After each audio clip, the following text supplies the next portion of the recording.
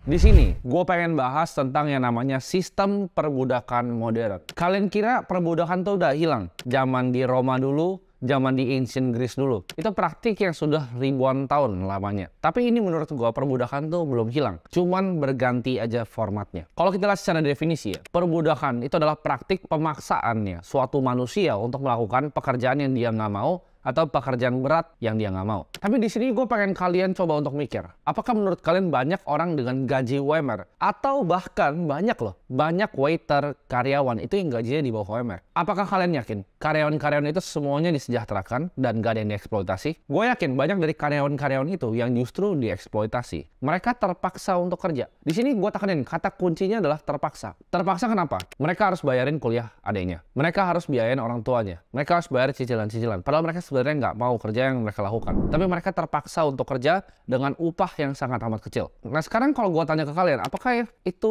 bukan sistem perbudakan modern? Di hidup ini kita sebagai manusia, kita butuh kebebasan. Kebebasan untuk apa? Kebebasan untuk beropini. Kita harus kebebasan untuk punya pikiran sendiri. Kita punya kebebasan akan waktu kita maupun uang kita. Nah tapi di sini ya, banyak yang kira perbudakan tuh udah hilang. Banyak yang kira budak itu di bayangan kalian tuh dipecut-pecut kan. Memang betul ya. Untuk bangun misalnya di Roma itu dipecut-pecut. Tapi jangan salah kalian, budak itu dikasih makanan loh. Budak itu dikasih tempat tinggal. Kalian lihat kan, budak tuh ada yang beranak, punya anak segala macam, punya keluarga. Budak itu dikasih makan, dikasih tempat tinggal. Sekarang coba kalian pikir secara baik-baik, apa bedanya? Pemerintah itu menciptakan uang dari angin, ya kan? Dia ciptakan uang fiat. Nah, uang ini dibagikan oleh para perusahaan ke para karyawannya yang misalnya gajinya UMR atau bahkan di bawah UMR. Sekarang apa bedanya? Kalau budak kan tadi dikasih makanan sama dikasih tempat tinggal. Sekarang dikasihnya uang. Tapi bedanya apa? Makannya lu beli sendiri, tempat tinggalnya lu cicil sendiri. Tapi konsepnya sama kan? Ditukarnya cuma sama uang, kalau itu langsung dikasih tuh makanan dan tempat tinggalnya. Untuk jadi sebuah manusia yang bebas, kita butuh kebebasan waktu dan kita butuh kebebasan lokasi. Di sini pertanyaannya gimana caranya kita bisa keluar dari sistem perbudakan modern ini? Uang itu kita tahu cuma ada dua caranya untuk didapatkan sebenarnya. Antara kita menciptakan uang, which is kita nggak bisa, bank sentral, atau kita ngambil dari orang lain. Kita ambil dari peredaran uangnya, karena uang terus berputar. Ada 3 cara untuk ngambil uang dari peredaran ini. Yang pertama adalah kita tukar waktu kita untuk uang. Ini yang paling basic. Yang kedua, kita bikin produk atau jasa yang ditukar dengan uang dengan kita bikin sistem supaya bisa otomatis. Itu bikin bisnis. Dan yang ketiga adalah kita bisa bikin uang dari uang, yaitu investasi.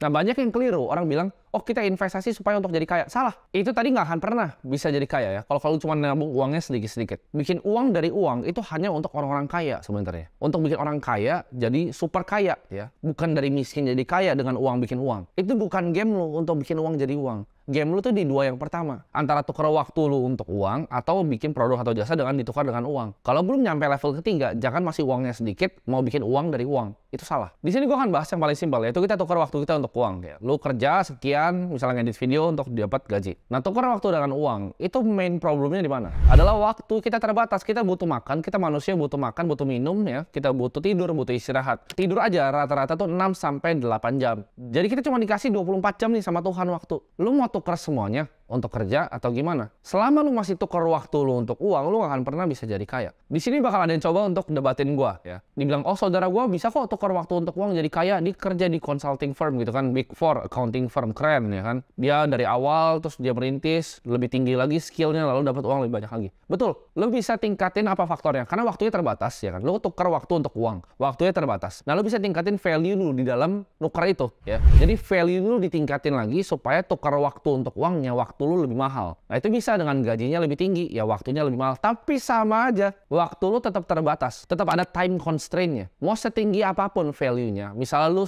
mau misalnya 10 juta per jam. Lu kerja misalnya 5 jam sehari. Lu didapat 50 juta sehari. Tetap ada batasnya. Batasnya adalah waktu. Nah kita harus keluar dari batasan waktu ini. Gue bikin video-video kayak gini mungkin banyak banget tuh. Dari kalian yang tersinggung yang kerja, oh gue berasa gue sukses kok kerja di Big Four consulting firm gitu kan. Gue dengan jas gue rapi, gaji 30 juta gitu. Pertanyaan gue itu sukses dari mana? Sukses kayak gitu tuh menurut gue bullshit gitu. Karena gini, kalian mungkin merasa, oh gue hot shit nih di perusahaan yang gue keren nih ya. Tapi lu percaya nggak? Kalau lu dipecat besok, lu akan diganti dalam waktu 72 jam ya. Lu tuh nothing di perusahaan itu. Dan lu cuman keren di perusahaan lu doang. Lu coba dipecat, lu keluar. Lu jadi siapa? Lu nggak jadi siapa-siapa gitu. Keren di little environment lo itu. Dan itu adalah yang mereka mau doktrin ke dalam otak lo, biar lo jadi pekerja untuk tukar waktu lo untuk uang terus-terusan. Bisa dipakai terus, diperes terus. Sedangkan yang benar-benar kaya siapa? Yang punya perusahaan Big Four consulting firm nih. Mereka liatin semua nih orang-orang nih bekerja untuk gua. Mereka yang create value untuk gua lebih banyak, tapi gue yang dapat uangnya paling banyak di atas levelnya. Jadi shareholders. Kalian mungkin bilang, lu mah kayak gitu, lu ngata-ngatain orang yang kerja lo. Enggak, gue bukan ngata-ngatain orang kerja. Gue cuma kasih tahu bahwa kalau lu mau naik levelnya itu nggak bisa cuma tukar waktu dengan uang. Ya makanya gue bilang tadi, mungkin kalian bangga dengan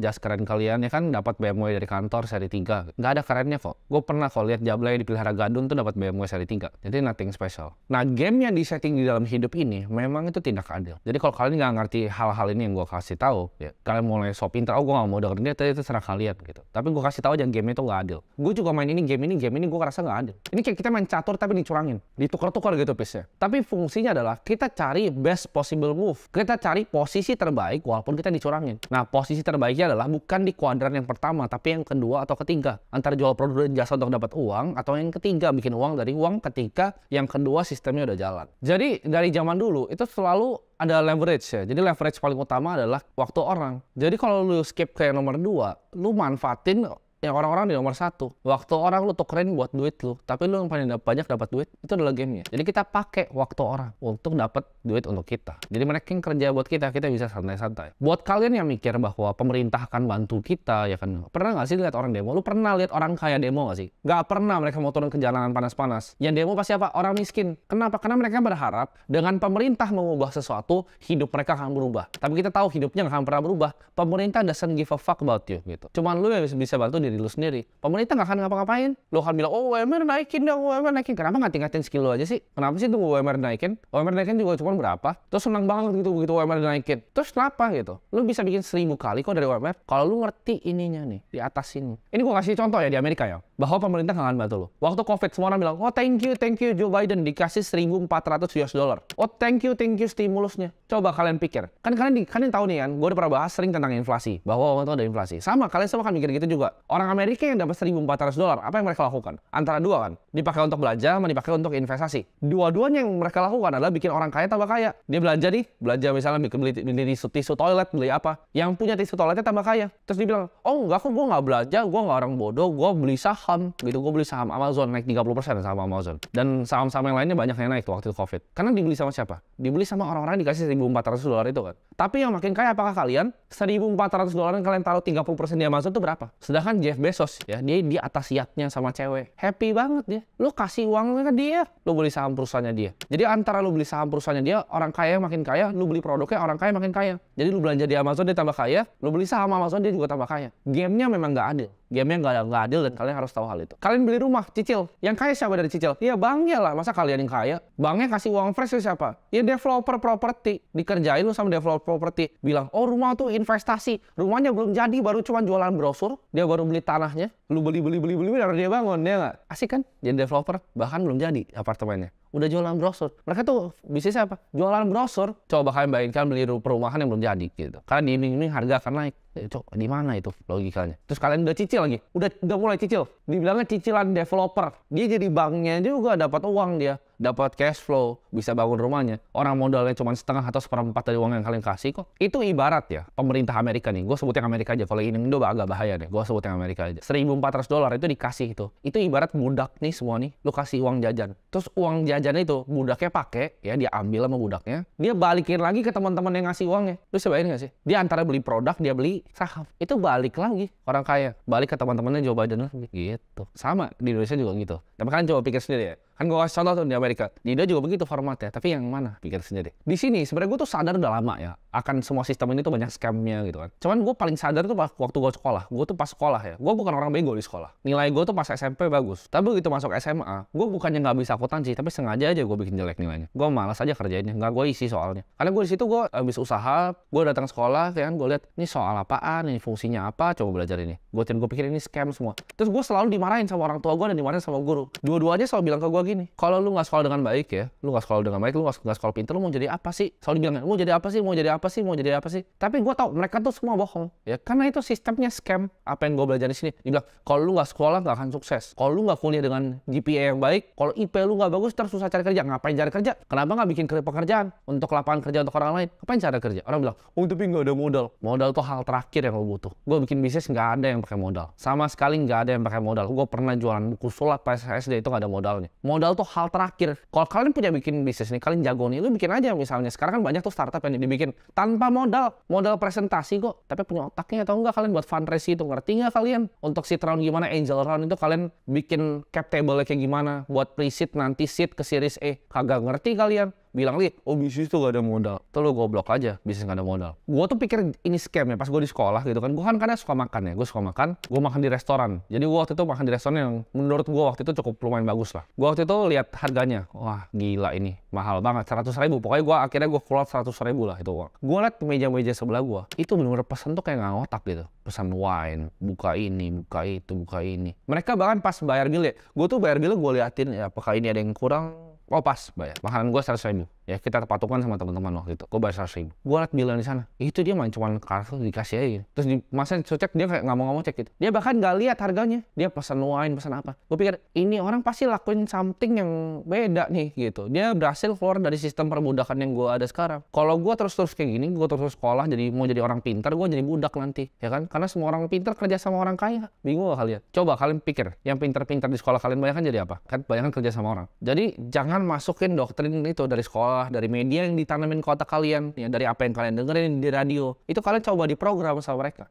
Sampai sekarang, akhirnya gue udah ngerasain tuh jadi orang yang di meja itu. Gue pesan makanan, gue nggak pernah tahu harga makanan berapa. Gue beli baju, gue nggak pernah tahu harganya berapa, dan gue nggak mau tahu juga. Karena at a certain point dari uang ya di hidup kalian, kalau kalian punya uang certain level, semuanya jadi gratis. Maksudnya apa? Kalau misalnya makan cuma 1 juta, 2 juta, 3 juta, itu udah sama aja kayak gratis. Makanya kadang gue suka banget ya, hobi gue ini gue suka tarik uang. Setiap kali gue liat ATM ya, gue selalu tarik uang banyak-banyak gitu. Dan selalu 50-an ribu. Kalian pasti bingung kenapa? Padahal zaman sekarang semua pakai kartu kan, pakai OVO segala macam. Tapi gue selalu tarik, karena gue seneng banget bagiin duit. Jadi tiap kali liat satpam gue suka kasih uang. Karena buat gue uang kertas itu kertas gitu. Uangnya nggak ada artinya, gratis. Nanti mungkin kapan-kapan kita bikin series ya kali ya, gue jalan-jalan bagi-bagi. Cuman maksud gue itu hal yang gue sering banget lakuin, dan gue bisa bikin orang seneng dengan lakuin hal itu. Reception gue kasih, semua pasti gue tip 50.000. Kalau yang kenal gue personal pasti tahu gue selalu kayak gitu orang. Itu adalah hal yang gue lakuin, mau OB di kantor kayak selalu gue kasih aja uang, karena itu nggak, it's nothing gitu, udah nggak ada artinya lagi. At a certain point semua itu jadi gratis. Nah kalau kalian mungkin masih mikir di sini, lu tahu apa sih tentang sistem ini ya kan? Tahu apa sih lu tentang sistem ini? Jadi mungkin ada yang nggak kenal gue, nonton video ini langsung kaget, gila nih orang ngomong kasar bener gitu. Jadi tapi di sini gue mau kasih tau kalian ya, gue akan bukain mata kalian buat kalian yang ngerasa dunia ini fair ya. Gue akan kasih tau bahwa dunia ini nggak fair. Ini gue kasih contoh aja. Di sini ya gue mau kasih tau kalian, Indonesia tuh selalu ada dua orangnya kan, antara malas sama arogan. Tapi kalau malas tuh masih mending, walaupun orangnya kayak tai, malas, tapi masih mending dibanding arogan, so pinter. Bahkan ada kalian yang ngerasa, oh ini orang tahu apa sih dia tentang sistem perbudakan modern. Gue mau bukain sedikit mata kalian ya. Ini gue mau bukain sedikit aja. Kalian bayangin, kalian orang yang gajinya UMR ya kan. Let's say gue kasih bagus lah, kan gue tahu banyak UMR yang 2 juta 3 juta, gue kasih bagus lah, UMR 4 juta. Anggaplah lu dapat 4 juta ini kan, set masuk bank gitu kan. Tanggal 24, tanggal 25 gajian, happy kan, happy. Lu nggak pernah ngapa-ngapain. Uangnya lu nggak pernah pakai, uangnya nggak pernah lu bayarin cicilan.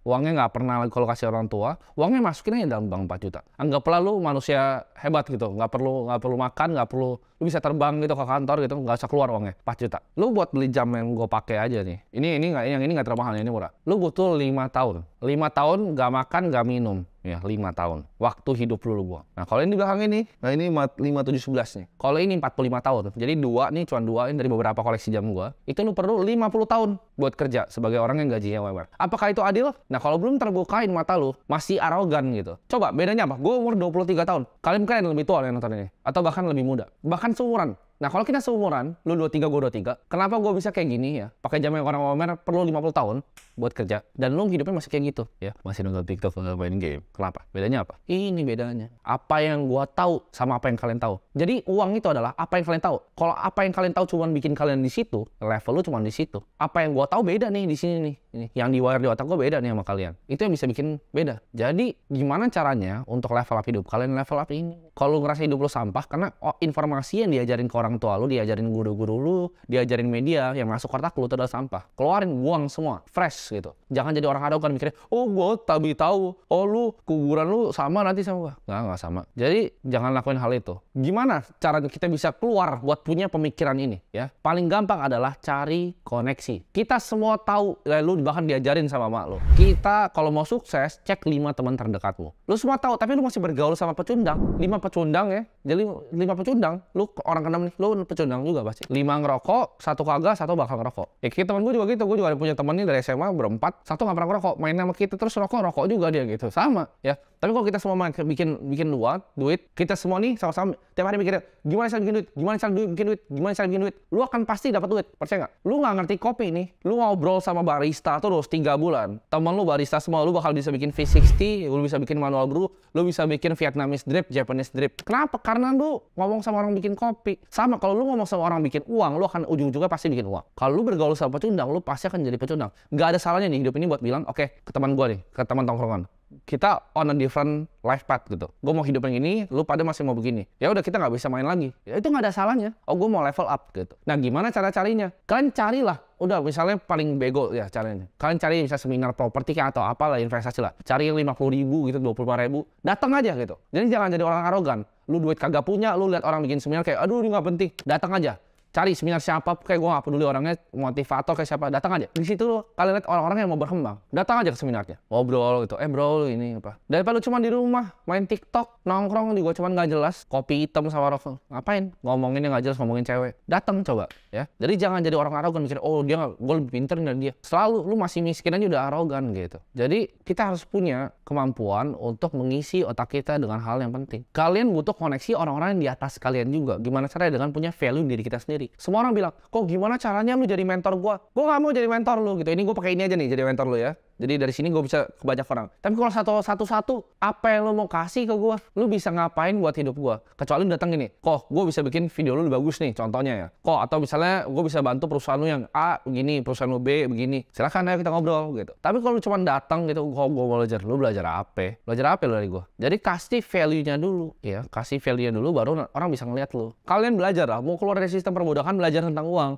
belajar gimana caranya kerjanya inflasi, apa hubungannya inflasi sama suku bunga itu apa, cara bank sentral bekerja gimana, interest rate itu semua apa sih itu semua gitu. Pelajarin, kalau nggak ngerti pelajarin Google, pakai sekarang udah ada AI, ChatGPT, tanya dia. Jangan kalian cuman di hidup ini apa ya nggak tahu semuanya gitu. Pelajarin. Yang gue paling kesel ya sama orang-orang ya, suka nanya, kok gimana sih caranya dapat 1 miliar pertama secara cepat? Sekarang pertanyaannya kenapa harus cepat? Kenapa itu nggak bisa jadi proses? Kenapa nggak bisa lama? Kenapa hidup tuh maunya yang gampang? Kenapa hidup tuh nggak bisa susah? Kenapa sih kalian jadi manusia selalu cari yang cepat, cari jalan pintas? Mindset gue ya, gue tahu hidup tuh nggak gampang. Dan gamenya nih, caturnya gue dicurangin. Kadang piece gue diambil, pion gue kadang diambil, kadang kuda gue dibuang. Gue tahu akan hal itu. Tapi yang bisa gue lakukan adalah bikin strategi. Gue akan kerja sangat keras dan gue will do whatever it fucking takes untuk win. Kalau bisa kuda yang hitamnya gue ambil, gue buang juga gitu. Jadi jangan cuma kuda gue yang gue buang, lu buang kuda gue buang menteri lu gitu. Jadi itu yang hal yang lu lakuin. Gimana caranya kita lakuin the best possible move. Jadi ya video ini gue nggak mau cuma jadi sekedar bacot doang di sini, tapi gue pengen lu semua ya tiap pagi lu datang ke kaca, lu ngomong sama diri lu sendiri. Gue berjanji gue akan kerja sangat keras dan I will do whatever it fucking takes untuk jadi orang sukses. Kalian ngomong itu setiap hari ya. Jangan mau hidup cuma kalian lihat nih jadi di kaca, oh ini pecundang ini lagi. Jangan mau hidup jadi pecundang. Dengan kita punya lebih banyak uang, kita bisa jadi bermanfaat untuk orang-orang lain. Jadi ngomong ke diri sendiri, gue akan kerja sangat keras dan gue will do whatever it fucking takes untuk gak jadi pecundang lagi di hidup ini.